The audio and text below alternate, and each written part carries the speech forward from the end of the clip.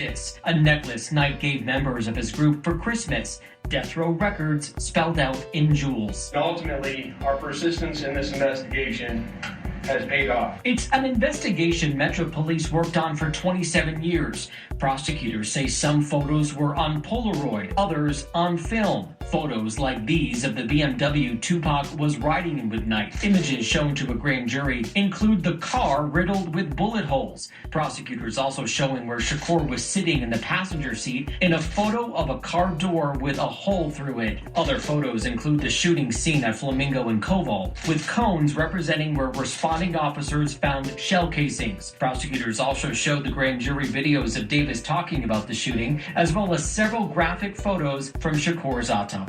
I'm David Sharns, 8 News. Nicole, that black and white video that you saw there inside the MGM Grand has never been made public. It showed Tupac there with Suge Knight leaving the MGM. We have seen that other surveillance video that is in color there, but a lot of these photos, we've seen obviously where this shooting happened, but these are the photos and evidence that police have been sitting on now for 27 years. Yeah, 27 years, David. What does all of this mean really overall, and then more specifically for Dwayne Davis?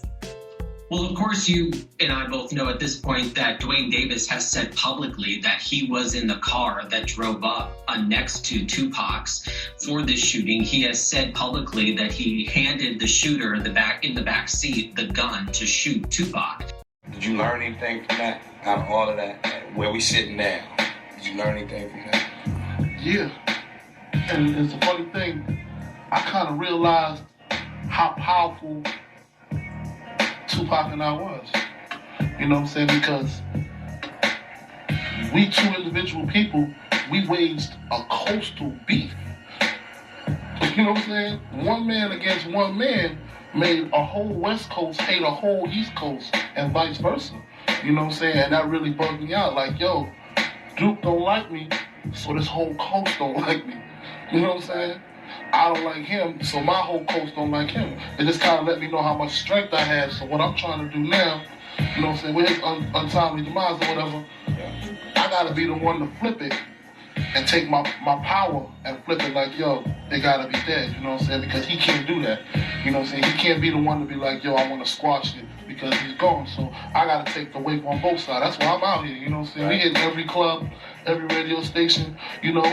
We get our little eye screws and everything, but I just tell them straight up, yo, you know you love me. It's real. Because, I mean, come on, you don't got ready to die? Let's be real, you got to be real about it. I got the job. Everybody I know got the job. Did you kill Tupac Shakur? I'm not in kill Tupac.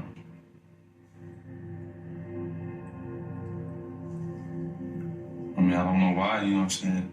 They would even say something like that. And, you know, I didn't do it. And, so I feel sorry for him, you know what I'm saying, his fans and his, and his family, and friends. In the 1970s. Now, the incident at Lakewood Mall involving a scuffle with Mob Piru member Trayvon Lane, some say his death row chain was targeted, but the plan was unsuccessful. The chain snatching attempt angered the set. The dude Trayvon Lane was the actual person that inducted Pac into the set, so Pac had to move out to get some cool points with him. Now, Pac was actually the first one to make a move when they spotted Baby Lane in the MGM lobby after the Tyson fight in Vegas.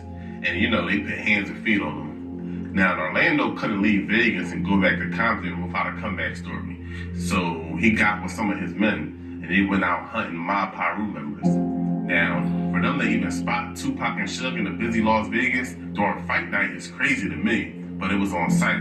The Southside Crips did what they was known to do best, and we already know what happened. Now, we all could say no one deserves to die over a fight. I think what made it worse is when the other guys came over and start riding. But yo, once you put your hands on another man, you must be prepared for what comes with it. Pac didn't know who he was putting his hands on that night, and I'm pretty sure they didn't tell him to move out the way he did. And as far as Orlando, you can hate him all you want, but he did what he was supposed to do as a gangster. Now, after the Tupac incident, Baby Lane started to buzz, and his name started to ring. He would be focused more on his record label, And his plan was to use the Tupac incident as publicity to get the label off the ground and sort of compete with Death Row Records. But he was a gangster first and was still taking care of street business. September 9th, 1996, 2 days after the Tupac incident, a high-ranked Southside Crip, Darnell Brim, was hit up several times at a drive-by shooting in Compton. He survived the shooting, and it was said that he was one of the guys in the car during the Vegas shooting. Then on that same day, 2 Luther Park Pyru members were hit by 9mm bullets when alleged Southside Crip members riding a blue Blazer spotted them in front of a hangout. Some say it's related to the war between the Southside Crips and the Mob Pyru, but it was so much gun smoke going on, you ain't know where it was coming from. In this episode, I will detail Big Dre from Southside Compton Crip. Dre will be born DeAndre Smith and grow up in Compton, California. Dre will always be a big dude, standing around 6'5" or 6'6". He played multiple sports in high school, being good in basketball, and good football player as well. During this time period, Dre will become a part of the Southside Compton Crips. Now, the Southside Compton Crips, they would be established over 40 years ago and would later become a major factor among several Crip gangs in the city of Compton. They had many Crip gangs and several rival Pyru sets. By the 80s, the Southside Crips would become major players in the drug trade and had many members seeing hundreds of thousands and some seeing millions. They were also known for being killers. Dre would be in the mix of many of both and had his name tied to a lot in the streets. Dre would grow up around many reputable Southside Crips, some being names like Orlando Anderson, who was known as a drug dealer and also a killer. The Southside Crips will be at war with several Pyrus, and this will lead to a war in Compton between the Southside Crips and all the Pyrus affiliated with Death Row Records. Orlando will be frontlining that beef and was even trying to take Death Row chains off Pyrus. September 7, 1996, the Southside Crips, including Orlando, his uncle Keefy D, T Brown, and Big Dre were all in Vegas. But that same night, the whole Death Row Records were there as well. They will all be there for a Mike Tyson fight. Orlando would end up running into Death Row, and they would jump him. Later that night, Orlando would want revenge. So later that night, Orlando, Keefy D, T Brown, and Big Dre would go out looking for Death Row and anybody involved with the Pyrus. The Southside Crips would get a weapon from a man named Zip, but Keefy D would later say that Big Dre didn't want to do the shooting. But this will later lead to Suge Knight and Tupac being shot, and Tupac losing his life. Speculation will always say that Orlando killed Tupac, but a lot of people will say it was Big Dre. Orlando and Big Dre being the only ones in the back seat, the shooting had to only come from them two. This will later lead to back and forth shootings in Compton, and Orlando and Big Dre and the rest of the Southside Crips were investigated for killing Tupac. Dre and Orlando were also being looked at for several other shootings, leading to a few people's deaths. By 1998, Orlando will be shot and killed in an unrelated incident after he had a shootout with another Crip. Big Dre will be free from all charges, stemming from any murders or anything he was involved in. Dre would continue to sell drugs and be active in the Southside Crips, but he would start moving to different avenues and make a record label called Runoff Records. Like, share, and subscribe. The subscribe button is for free, y'all. We're here to talk about Compton, the street legend. We're also going to talk about firearms. We're going to talk about that at the end, though. But we'll talk about the different calibers that are out there that are dangerous. 40 cals and 45s. 45 is a lot of recoil, just as well as a 40. There's a lot of recoil. If you're not trained for these guns, man, only thing I can tell you is you can break your wrist. It's all about the stability of the gun and how you feel about it. Do you feel comfortable with it? And we're going to talk about that. Lights, camera, action.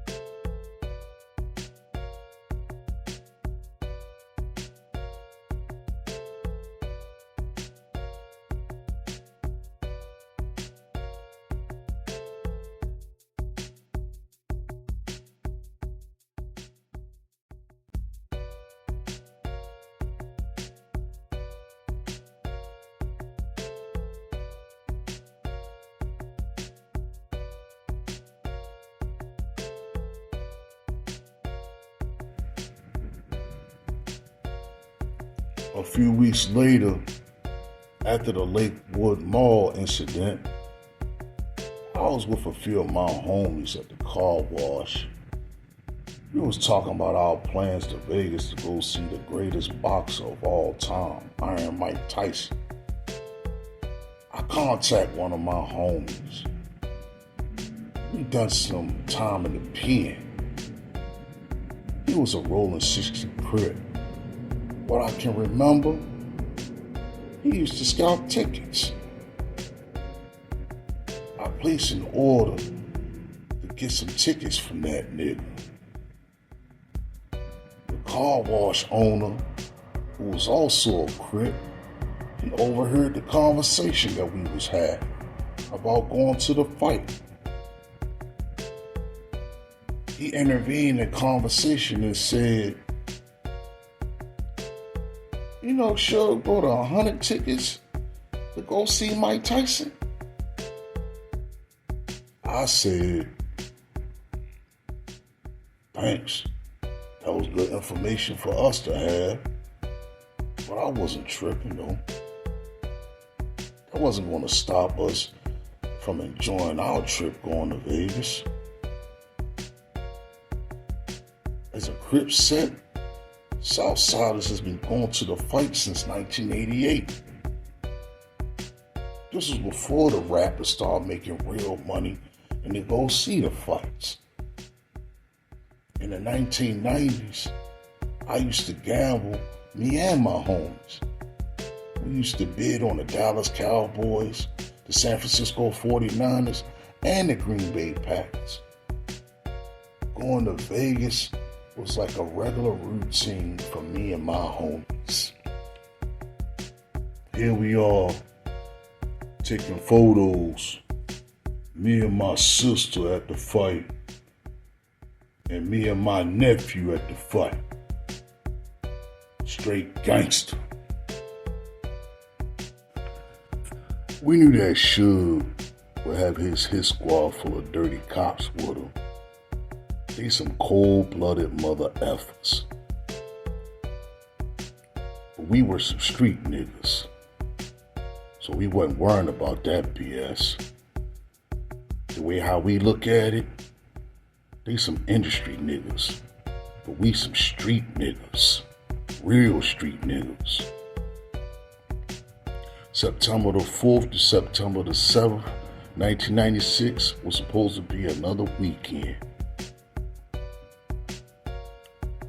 Little did we know, this trip to Vegas this time was unlike the one we had ever experienced before that would change our lives forever. We left Compton for Vegas on Thursday afternoon around 1 o'clock. Military time, 1,300 hours. Everybody met at my crib, and then we split from there. Before we hit the road, we had to stop at a liquor store. The same spot we always go to when we go to Vegas. Greenblatt's Deli and Fine Wine on Sunset. We kept the bottles cold, just like how I like it. Even though Zip was from New York, he liked to roll with us to Vegas for every event. So he arranged us to meet at the Greenblatt's anyway. We purchased cases of Titanium Rose at $150 a bottle. They good, might I add. The Titanium Rose works like Viagra. It always keep my dick hard. We also picked up a few bottles of Dom Perignon Rose. They good too. Once we were stacked with the bottles, we were all headed for the road. My wife Paula and I was driving a rented beige 1993 Buck Regal. Riding in the green van was my brother, Little Dog, Fat Man, Trey, Zip, and his female rapper Finn Foxy Brown. They were in 500 Series Benz.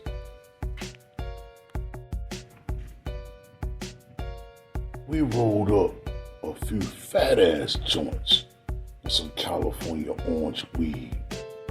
We jumped into the 10 freeway and hit the 15 and jammed our asses all the way there. Example, we were bumping Frankie Beverly's Silky Smooth. Before I Let Go. To get us started, we played hit after hit after hit. Example, once again, the Dramatics, Luther Vandross, Shaka Khan, the OJs, Anita Baker, and the Ozzy Brothers. I wasn't a big fan of gangster rap because I was living a gangster lifestyle. It's retarded. It was rapping about the ass that I was doing every day. That's inner snitching. Instead, we cruised down the street with R&B classics on our way down there. We arrived at the newly opened Caesars Palace Resort and Casino around 5 o'clock. In military time, 1700. It was a huge place. The floors was massive, which was perfect for us because we love to gamble. We laid our heads in the Caesars Palace. But if we wanted to party and kick back, we would get some rooms at the Carriage House. It was a few blocks away from the strip. It was cool. We ended up getting sweets, and we also ordered the ones with the kitchen so we can cook some food, just in case we might get hungry. The night we arrived at Caesars Palace, we chilled a bit. We popped a few bottles. We went down to Vegas to gamble big. We was betting like $1,000 a roll. While we were gambling $1,000 a roll, because we ballers and we players, this is what we do. I gave my wife $2,500. She came down with her friends as well to travel with us. This is what we do as a family. When it was time to meet up, this is what we do. We meet up. But they did their separate girl stuff. You know how women are. You know how they like to shop. They like to gamble. And they also went by the pool to get some sun. You know how girls are. They women.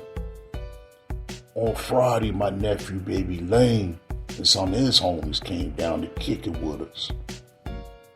Baby Lane was about 6'3".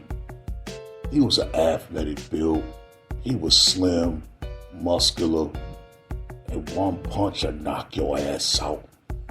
He's the knockout king. He was a good dude with a big heart. He would give the shirt off his back to anybody in need, and he loved life. That's my dog. I miss that nigga. In all, we were about 18 deep. We rented 3 rooms on the same floor at Caesars Palace. We had a ball because we a family. For the major events, we would go down there gambling and party hard. We felt like Missy Elliott's song, Super Duper Fly. Once we gambled a bit, I headed over to the Vegas store to the former Caesars Palace, where as though I purchased a $3,000 suit. The suit was blue with white pinstripe. I got some blue Crocs, and I went to the Gucci store. I got myself a white shirt, blue and gold tie. I went to Cousins Fine and Tailoring to get my suit done right. We went to Newman's Marcus to pick up some expensive Indian cologne. Every time I put it on, I smelled different. When my nephew Baby Lane came down with his homies, he saw the former baseball player Barry Bonds wearing this badass brown Versace tuxedo. So Baby Lane, being the baller that he was, he went out and brought the same $6,000 tux he saw Barry Bonds wearing. Some people have a hard time understanding how we were living. When they heard the word Crip, can you imagine somebody wearing pants sagging off their own ass? But what they fail to realize, once a gangbanger become a gangster, you pull your pants up. There's a difference between gangbanging and gangsters. We were gangsters. One year, we went to Ice-T's New Year party. And we were fresh, smelling good. We had our bottles in our hands. Ice-T was like, those some players right there. That night I was wearing a $2,500 cashmere coat over my suit. Fight night finally arrived. I sat on the second row not too far from celebs. They were in the house. Since I purchased the tickets from the scalper, the tickets were spread out all over the arena. After the fight was over, we all decided to meet up at the cafe at the MGM. Once the fight started, it didn't take long. Iron Mike knocked Bruce Sheldon out. He put him down on the canvas the first time with about 1 minute and 40 seconds left in the first round. Then less than 20 seconds later, the fight was over. TKO. After the match, we headed to the meeting place where we was waiting for about 15 minutes. Little by little, everybody started meeting up, except my nephew, Baby Lane. Then some 118 East Coast Crips came and told us and said, "Cuz, them death row niggas jumped your nephew by the casino."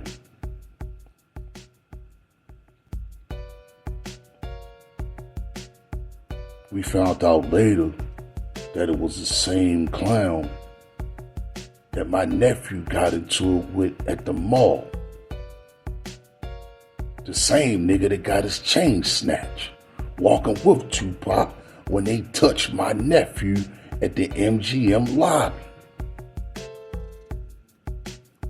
We hauled ass out of the cafe to find my nephew. That's my dog.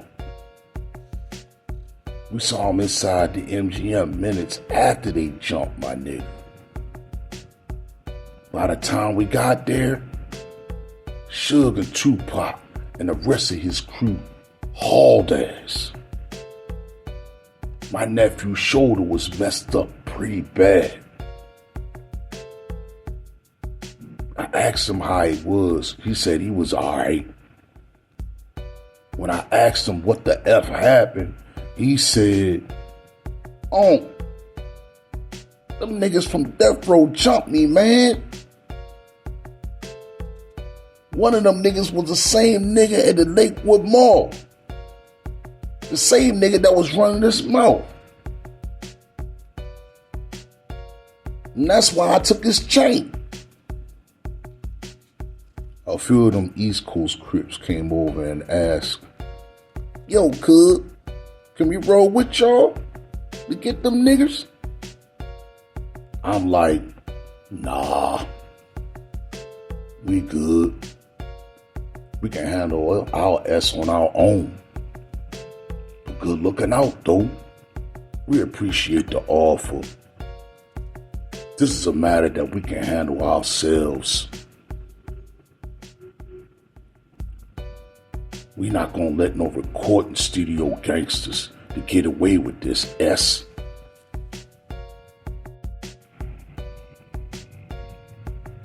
Have they lost their effing rapping ass minds? On top of that, Puffy had already talked to me about helping his ass out with the problem he already got with these niggas. Talk about a double whammy. And on top of that, we the one that helped get the situation started for Death Row. That nigga gonna bite the hand that feeds him? And at that nigga still ain't paid Boss Man back his money. He stopped taking phone calls. 3 strike, nigga, you're out.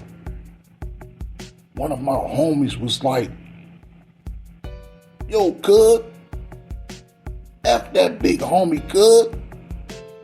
I know where them niggas gonna be at, cuz. They gonna be at Club 662, cuz. Talk about outraged. Especially when they jump my nephew, Baby Lane.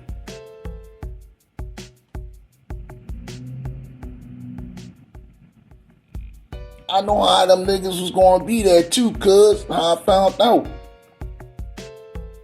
Well, how you found out, homie? I was listening to the radio one day, and them niggas was bragging about how they gonna have an after fight party at Club 662, cuz. That nigga Tupac supposed to be there too, cuz. We gotta get that nigga, cuz, and Big Suge. Club 662 is a new company that was opened by Suge Knight. It's a new club.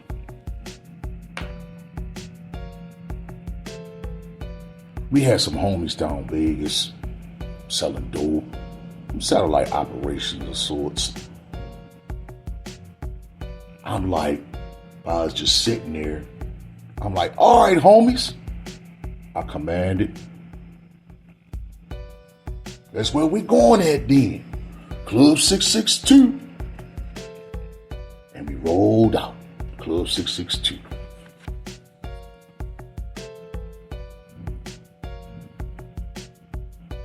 We wasn't down here thinking about no damn Suge Knight and Tupac Shakur.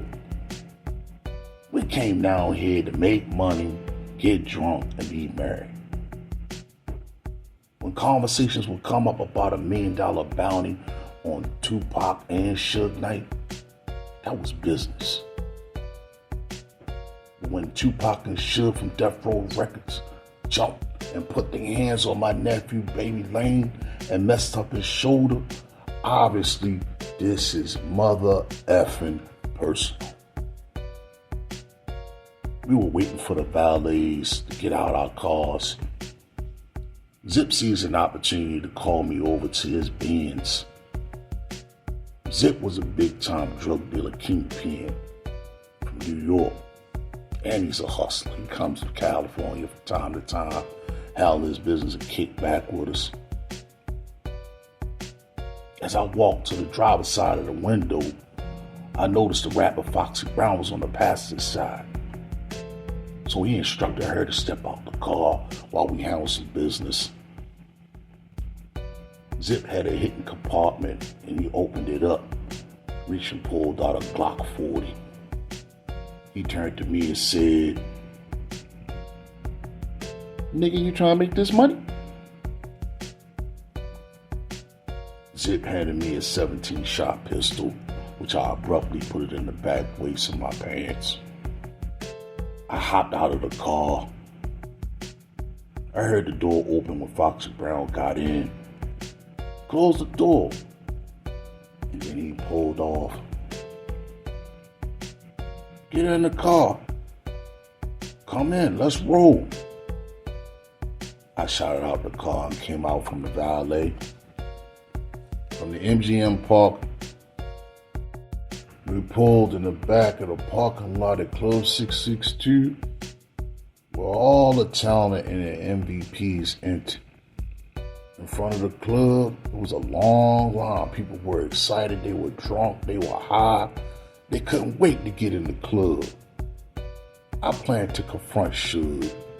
"Hey, nigga, why the F y'all jump my nephew?" The ironic thing is that we seen Suge the night before the fight. He and this member of the Death Row Records entourage were rolling in some Rolls Royces. We greeted each other and everything. What's up, big dog? What's up? We were both major players in the same gang.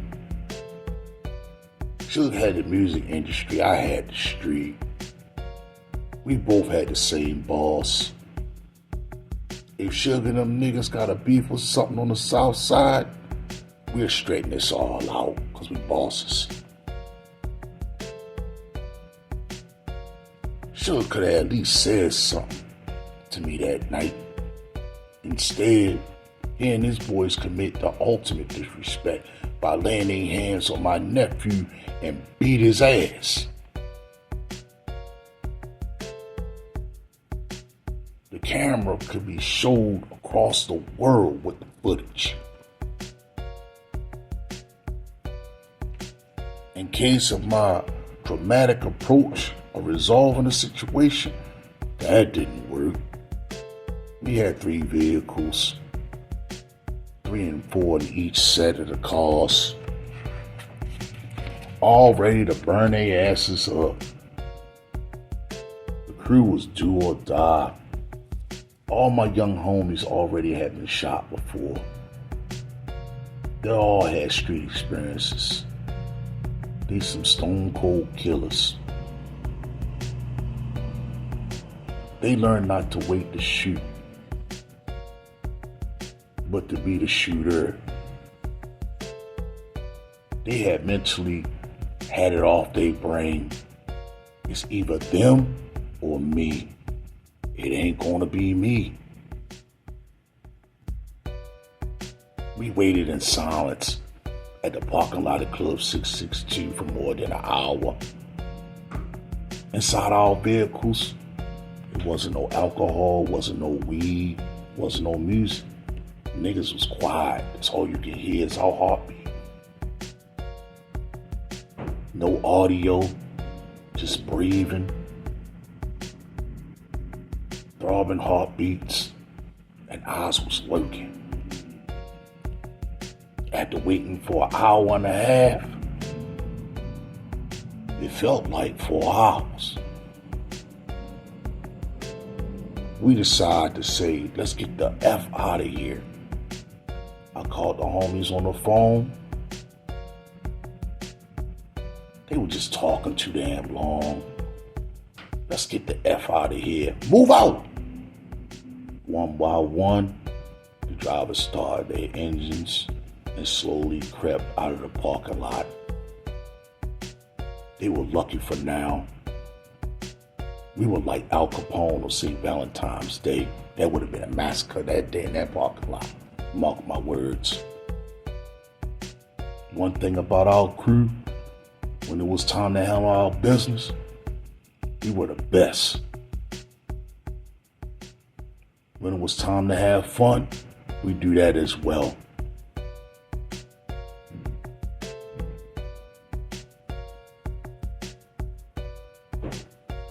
It's not the fact that we were over about the situation with Baby Lane. We just couldn't control what happened with the situation. Waiting so long was stopping us from doing what we had to do on Vegas. That was to have fun and have a good time. Our next destination was the Carriage House, a Vegas hotel where we rented out rooms to get back at the spot. On our way to the Carriage House, we stopped at the liquor barn to buy some bottles like Dom Perignon Rose, Cristal. We were driving to the liquor barn. It became evident that the guys in the van that I was rolling with, they were worried that there's some crooked ass cops were trying to kill us if we would go after them. The police do hits on niggas. One of them said, remember thinking to myself, y'all shouldn't have jumped y'all punk asses on my nephew. Now all of a sudden, Niggas are scared.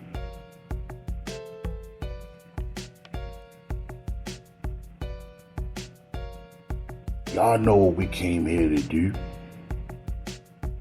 C-Ray was one of my top salesmen. Later become the first one to start snitching. He was in a van along with my cousin Trey and BMF's Big Meech out of Detroit. As we were loading up to leave the liquor bar, I took the advantage of the chance to get away from them scary ass niggas that was in that van.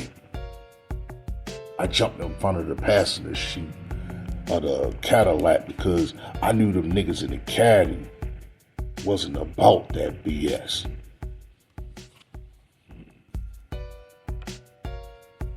I pulled out the Glock that Zip gave me and tossed it in the back seat. I had niggas like Bubble Up doing the driving.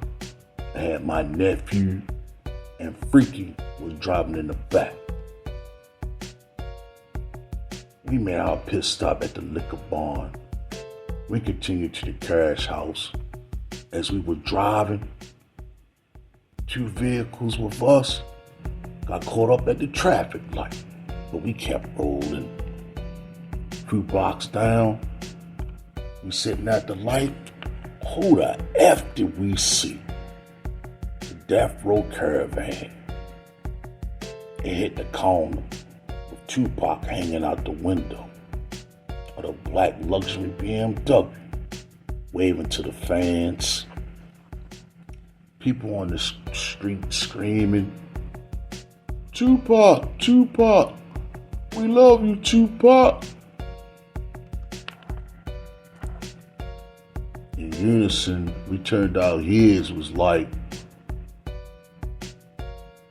the mother effers was over there. If Tupac hadn't been hanging out the window, we'd have never saw them niggas. Yo, homie, busted you. Bubble Up busted you and hit the gutter lane on their asses. As they sat in the traffic, we slowly rolled along the line of the luxury cars. He had in the caravan, looking to each one until we pulled up on the right vehicle. And look who we found out who we were seeking. Like 2 rams locking horns. Suge and I locked eyes. The terrifying expression on Suge's face read, "Damn, them niggas." No words exchanged, the time talking had passed. The ass is about to go down. The next few minutes after, the next few seconds, all that happened so fast. The S was on. Tupac made an erratic move and began reaching for something underneath his seat. It was the first and only time in my back of my brain I had a police command, "Keep your hands where I can see him." Instead, Tupac pulled out a gun. That's when the fireworks started. One of my guys from the back seat grabbed the Glock and started busting back. Booker, booker, booker, booker, booker, booker, booker, booker, booker, booker, booker, booker.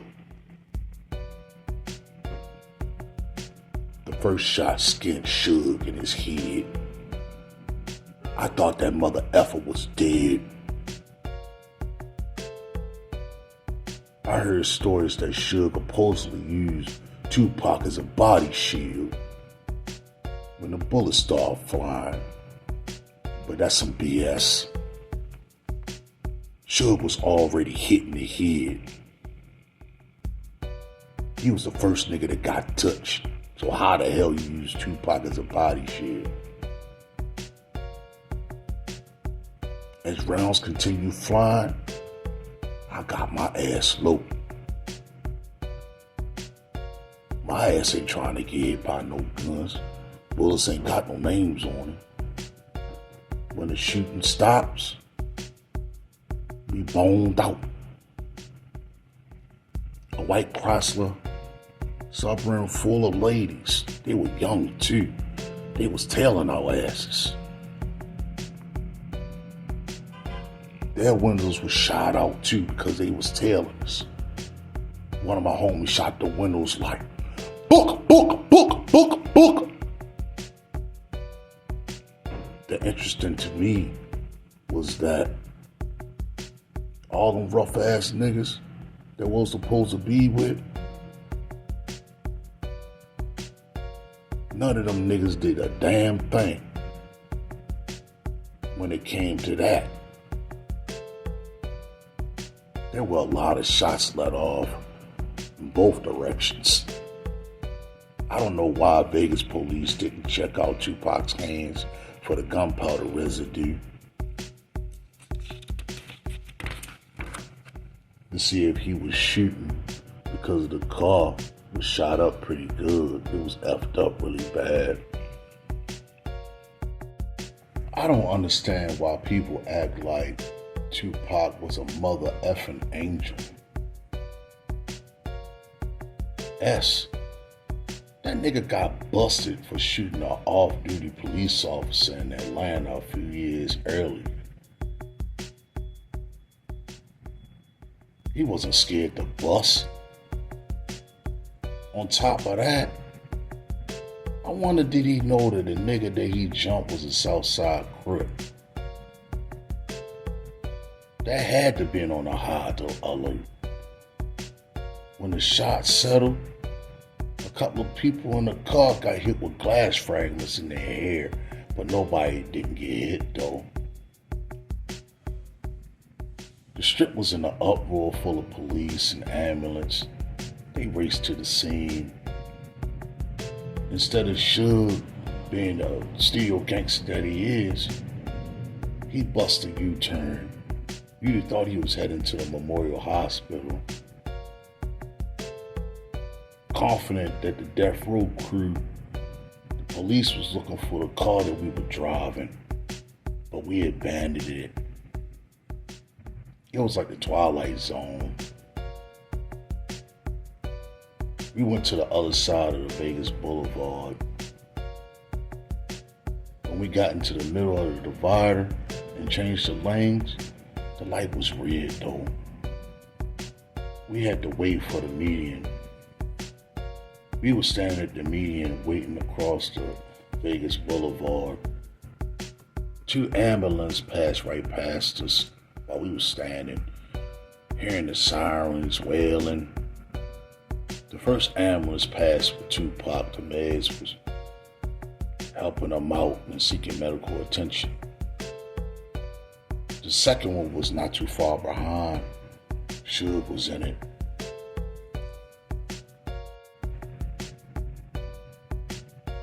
They were looking right into the ambulance, transporting Tupac and Suge to the Memorial Hospital. Everyone knows the rest of the story. 6 days later, Tupac died as a result of his injuries. The moral of the story is, real gangsters are nothing to F with. That's a ruthless way of life. One that I lived for a majority of my life. Some gangster rappers have glorified the lifestyle that we live in, but it's nothing to really strive for. They have a lot of people's minds twisted. The truth of the matter is, gangbanging is acting like a thug ain't no joke. These street wars taking place in urban communities around the country. They are all real wars. United States troopers are engaged all around the world. In some cases, the street body counts are even higher. For us, Vegas was another day in our office. It may sound cool, but in the street perspective, killing a Tupac or a Biggie Smalls will be considered as more than collateral damage. As a result, the hip-hop world has just lost two of the most talented musicians and icons. At this point in my life, I can say that I have a deep sense of remorse at what happened to Tupac. He was talented. He was an artist, a potential impact for the world. I hate that Tupac's family, friends, and fans, especially his mother, Afeni Shakur, had to go through the pain of losing her son. It's terrible losing the people that you love. I know the pain too well. However, I stand firm on the point that Tupac and Suge and the rest of his niggas don't have any business putting their hands on my beloved nephew, Baby Lane, period, regardless of the situation. Them jumping on my nephew gave me the ultimate green light to do something to their asses. Tupac chose the wrong game to play and the wrong niggas to play with.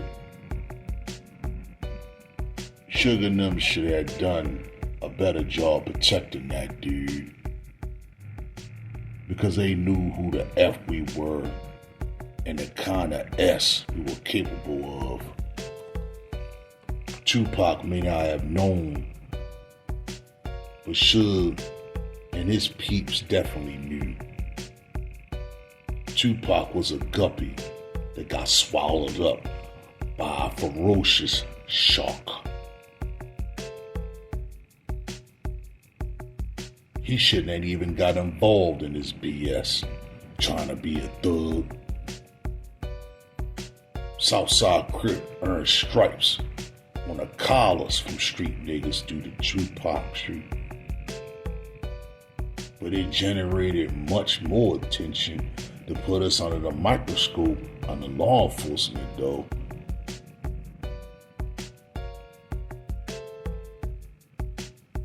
They would not cease eventually, but they brought us down. It was a big time loss for everybody. Well, I mean, I don't know how I feel about this, yo. And to be honest with you, the Southside Crips, yo, they wasn't even thinking about Tupac and Suge. But I also read that Puff Daddy was in Keefy D's head about that $1 million, remember? You know what I'm saying? Let's just go back, y'all. We're gonna see who was in the car, dog. Let me see if I can find the page on who was in the car. Alright, I'm gonna name y'all the people that was in the whip. And I'm gonna tell you that it was a Glock 40 caliber gun. I told you about the Glock 26. I didn't give you much information, but I told you I worked with the Glock 26. I never blasted. That's a 40 cal. The players was Bubble Up, Keefy D. Eric Von Zip was the one that gave Keefy D the gun. Foxy Brown was there as a witness, but here's the thing. She's unreliable. You can't put her in there at the crime of the scene because she don't know if Zep had a gun or not. Let me name these people again. You got Bubble Up in the car. Zep was the one that gave up the gun. Keep in mind, Baby Lane just got banked, fam. His shoulder is messed up, but he say he good though.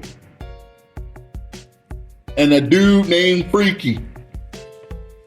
Now, the problem is, y'all, nobody don't know where the hell, who was in the back? Freaky and Lane. Now, if you look at the angles of where Tupac was at, you got to figure where the angle was at the traffic light. They said they was caught at the traffic light. But they bust a U-turn. I'm talking about as far as the Crips. So they was stuck at the light. It must have been a lot of traffic at the strip, yo, as far as Tupac and Suge, because it must have been live, yo, because for some reason they bust a U-turn and they end up getting on the gutter just so they could pass the luxury vehicles. But see, this is the thing, like I tried to tell y'all, fam. What side was these niggas on? Was he on the left side of where Suge was at? Or was he on the right side where Tupac was at? Now, the closest thing I can think of, they was on the right side, which is Tupac right side, which was going into the left side of the driver. Now, my thing is this, yo, like I try to tell y'all niggas, yo, if they had close quarters, right, during this particular exchange, they said that KBD said he locked eyes with Suge and it was on and crack. And okay. So basically they waiting for anybody to bust a move. So they didn't actually pull out the gun. This is exactly what Keefy D said. He did not tell his niggas to pull out the gun. Keefy D know that he cannot blast on the driver, bubble up. He can't. And here's the reason why. Like I said, man, I'm a registered firearm carrier, okay? You do the math. I'm only going by experience. I'm a 12-year veteran having guns. I'm telling you, it's no joke. When you blast a gun, you need room. You got recoil, you got house shell casings, you got gunpowder, and there's a possibility that depending on the recoil of the gun, you might let the gun go. And what I mean by letting it go, nigga, you might lose the grip of the damn thing. Depending on the particular caliber. That's why I'm saying it's all about how you feel comfortable about holding firearms. It's not a toy. Now, like I told you, remember I told you about you need space, yo. Even when you go to the range, you cannot step in front of a nigga. It's just basically what I'm trying to say is, nigga, you can't shoot across niggas because why? You worrying about the lighting of the gun, the hot shell casing, it can ricochet by hitting somebody, you can get burnt by the gunpowder, you can get gunpowder in your eyes, you can get gunpowder in your clothes, you can get gunpowder all over the place. Holding a gun is hot. That's fire, you feel me? So, you can rule out Keefy D as the gun. Bubble Up could do it, but he would have to shoot on the left hand for the simple fact that he is a possibility he might not be a left-handed shooter. Now, back then, like in around 96, you know, I don't know if anybody ever played Grand Theft Auto, like during that particular time, they were shooting on the side. And honestly, I'm going to tell y'all niggas something. I'm going to be honest with you, yo. That is the dumbest move that any nigga could do, or female. Like, real talk, bro. You never hold no gun onto the side because, like I said, which one is more accurate? The sights on the firearm or your eyesights itself? Me, personally, I'm going to follow with the firearm. That's just me. Now, the situation with Lane and Freaky. Now, tossed it in the back seat, did the driver, Baby Lane, Bubble Up did the driver, and I'm sorry, Baby Lane and Freaky were in the back. All right, bet. Now, here's the problem, okay? What I was told, it was a fat nigga that shot the Glock. Okay, what I was told, it was a big nigga with a big ass arm that shot the Glock. It was no skinny nigga. Remember I told you, Lane was a muscular nigga, 6'3", muscular. Evidently, he's a skinny nigga. For him to be 6'3". A nigga that's 6'3" is muscular built is not gonna have no fat ass arm, y'all. So you do the math who did the shooting, nigga. Alright? And the reason why I say that is because you gotta look. The best time for a nigga to blast, it depends what type of arm that a nigga is shooting, okay? Like I told you, I am a veteran to this. I'm not new to this, I'm true to this.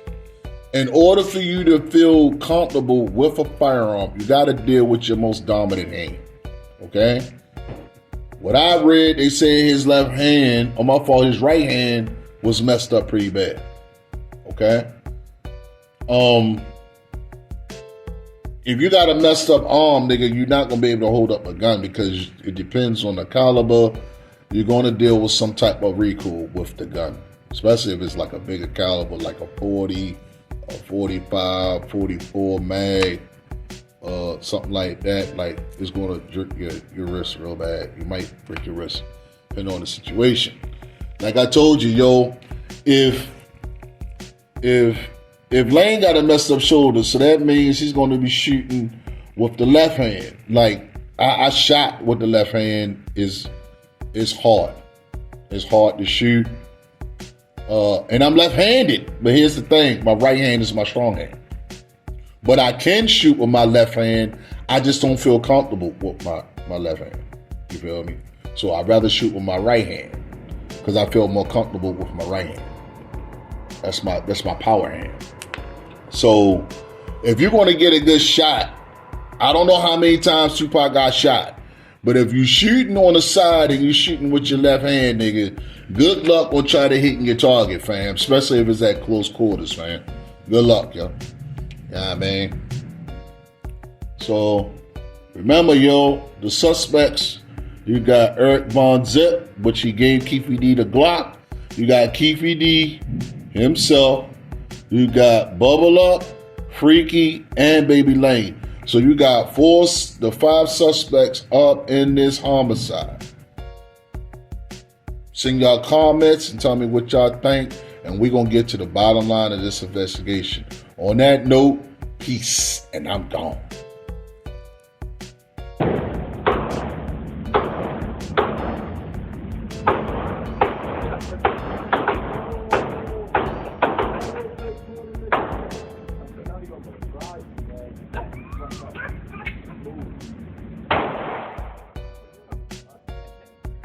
If you reach for my chain, I'm going to send your ass to God. Don't ask me about my pieces or you will see Jesus. I'm just letting you know, if you so happen to look at my chain, I'm going to blow your ass off. If you so happen to ask, bro hero, can I touch your chain? I'm going to blow your ass off. If you so happen to just stare at my chain, I'm going to blow your ass off.